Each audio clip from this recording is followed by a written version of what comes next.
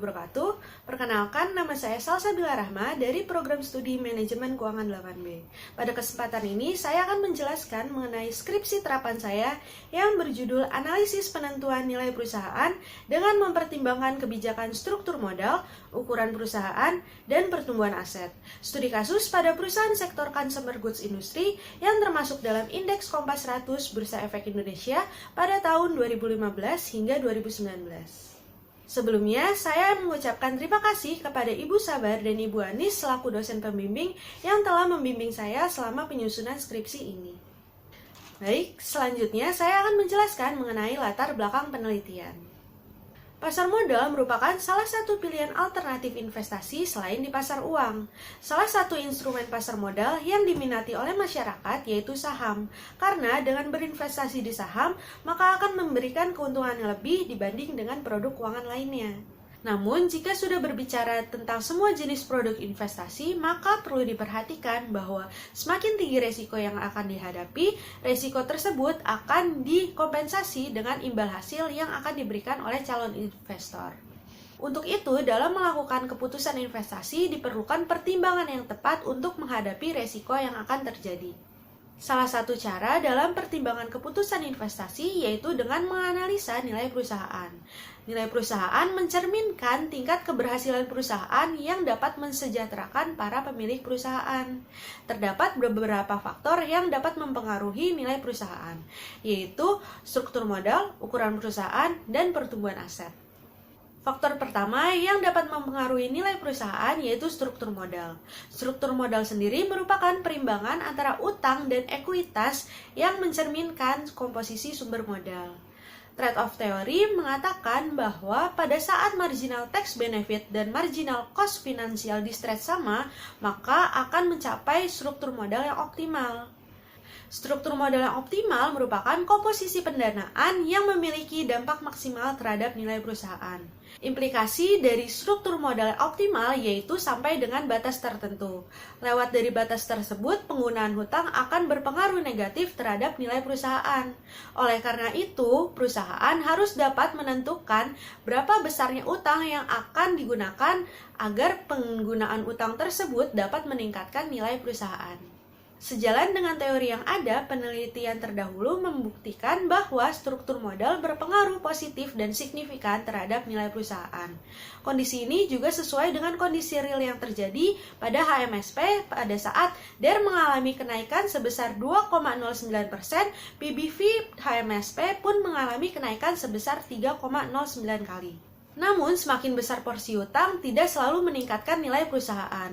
Seperti yang terjadi pada ICBP pada saat DER mengalami penurunan, PBV justru mengalami kenaikan. Kondisi ini sesuai dengan penelitian terdahulu yang membuktikan bahwa struktur modal berpengaruh negatif dan signifikan terhadap nilai perusahaan. Sementara itu, peneliti terdahulu ada yang menemukan bukti bahwa struktur modal tidak berpengaruh terhadap nilai perusahaan. Faktor lain yang dapat mempengaruhi nilai perusahaan yaitu ukuran perusahaan. Ukuran perusahaan menggambarkan besar atau kecilnya perusahaan yang dapat mempengaruhi nilai perusahaan. Ukuran perusahaan yang besar dan terus tumbuh bisa menggambarkan tingkat profit mendatang. Kemudahan pembiayaan dapat mempengaruhi nilai perusahaan dan dianggap sebagai informasi yang baik bagi investor, sehingga ukuran perusahaan berpengaruh positif dan signifikan terhadap nilai perusahaan. Namun, ukuran perusahaan yang besar tidak selalu meningkatkan nilai perusahaan, seperti yang terjadi pada gudang garam di mana total aset mengalami kenaikan sebesar 2,3 triliun, sedangkan PBV cenderung mengalami penurunan sebesar 0,25 kali.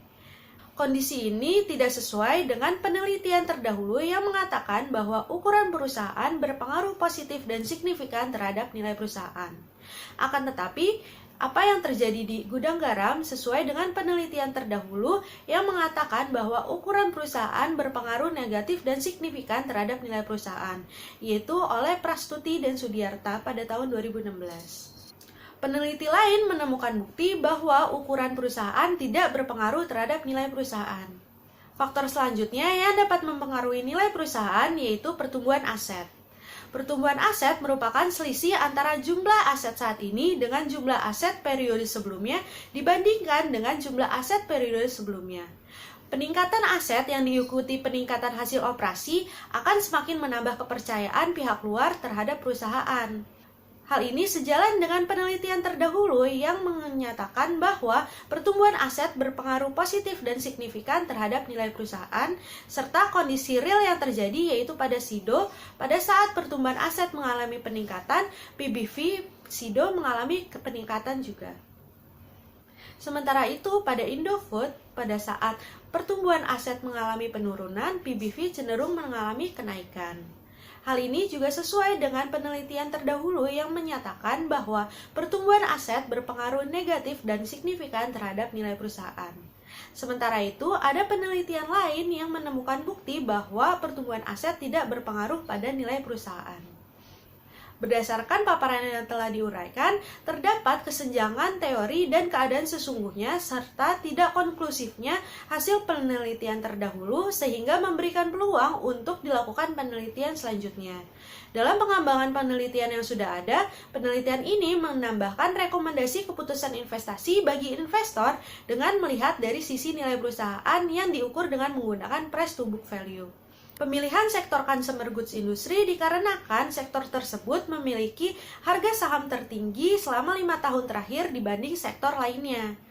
Pemilihan indeks Kompas 100 dikarenakan perusahaan yang masuk ke dalam indeks tersebut memiliki tingkat likuiditas yang tinggi, kapitalisasi pasar yang besar, serta memiliki fundamental dan kinerja yang baik. Selanjutnya, saya akan menjelaskan mengenai metodologi penelitian. Jenis dan sumber data dalam penelitian ini yaitu data sekunder dengan metode kuantitatif, yaitu terdiri dari harga saham penutupan akhir tahun, jumlah ekuitas, jumlah saham beredar, jumlah utang, serta jumlah aset. Data ini diperoleh dari laporan tahunan perusahaan sampel terkait.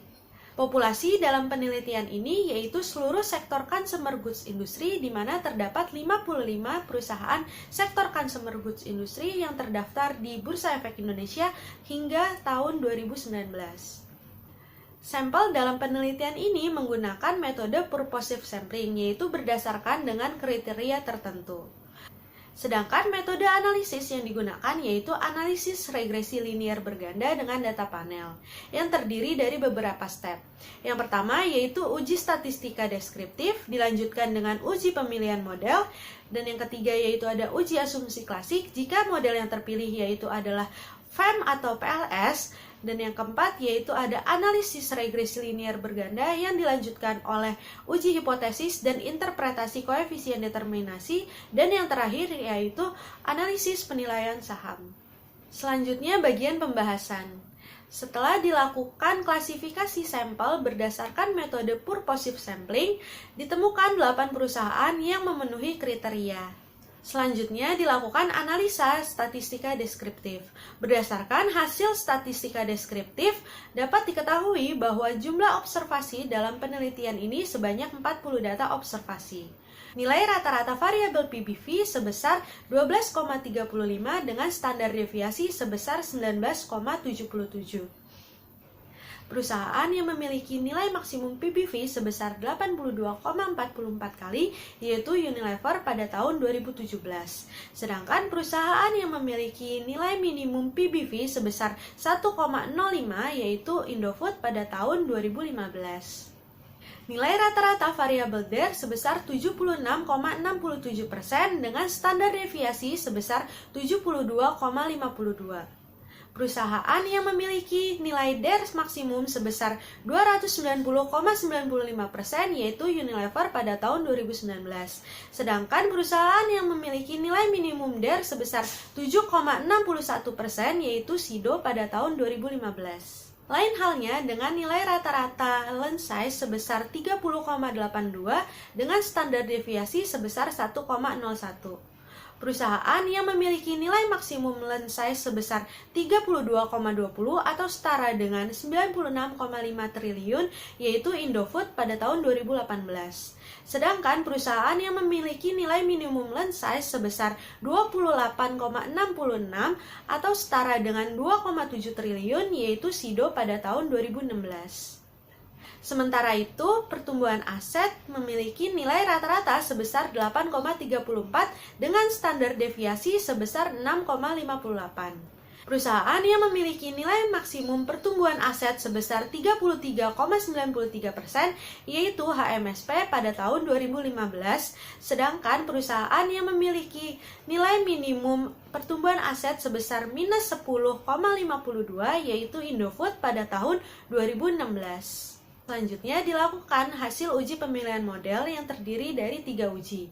Yang pertama yaitu uji Chow dengan ketentuan H0 sama dengan PLS dan H1 sama dengan FEM.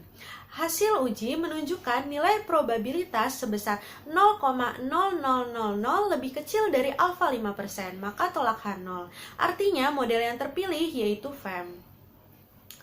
Uji kedua yang dilakukan yaitu uji Hausman dengan ketentuan H0 adalah rem dan H1 adalah FEM. Hasil uji menunjukkan bahwa nilai probabilitas sebesar 0,6568 lebih besar dari alfa 5%, maka terima H0, sehingga model yang terpilih yaitu rem. Uji terakhir yang dilakukan yaitu uji LM dengan ketentuan H0 sama dengan PLS dan H1 sama dengan rem.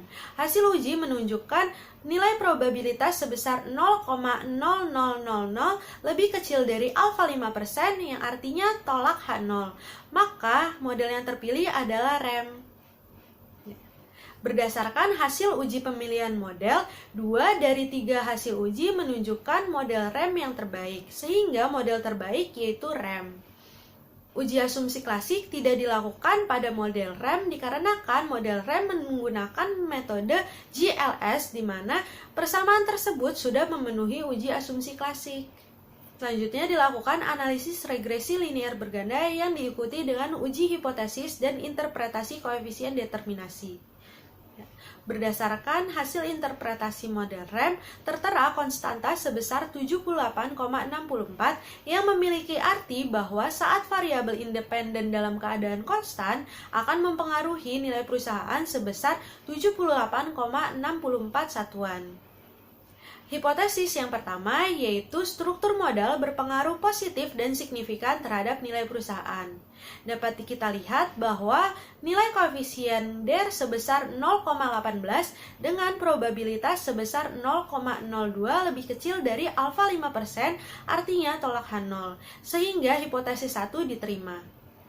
Hipotesis yang kedua yaitu ukuran perusahaan berpengaruh positif dan signifikan terhadap nilai perusahaan. Dikarenakan pada saat pengolahan data, variabel ukuran perusahaan menggunakan logaritma natural, maka dilakukan inverse logaritma natural terlebih dahulu untuk menormalkan data. Sehingga koefisien size yang semula minus 2,63 berubah menjadi minus 13,91. Nilai probabilitas sebesar 0,10 lebih besar dari alfa 5%, maka terima H0, sehingga hipotesis kedua ditolak. Hipotesis ketiga yaitu pertumbuhan aset berpengaruh positif dan signifikan terhadap nilai perusahaan. Dapat dilihat nilai koefisien pertumbuhan aset sebesar 0,12 dengan probabilitas sebesar 0,02 lebih kecil dari alfa 5%, maka tolak H0, sehingga hipotesis ketiga diterima. Hipotesis terakhir yaitu struktur modal, ukuran perusahaan, dan pertumbuhan aset bersama-sama berpengaruh positif dan signifikan terhadap nilai perusahaan. Dapat dilihat dari F statistik sebesar 9,81 dengan nilai probabilitas F statistik sebesar 0,000072 lebih kecil dari alfa 5%, maka tolak H0, sehingga hipotesis keempat dapat diterima. Selanjutnya dilakukan interpretasi koefisien determinasi. R² sebesar 0,4497 artinya 44,97% variabel nilai perusahaan dapat dijelaskan oleh variabel independen, sedangkan sisanya dijelaskan oleh faktor lain di luar model.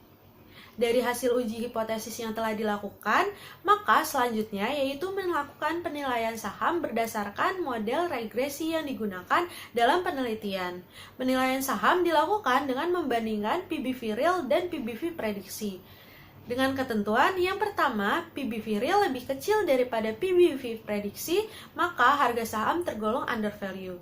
Rekomendasi yang diberikan yaitu membeli saham tersebut.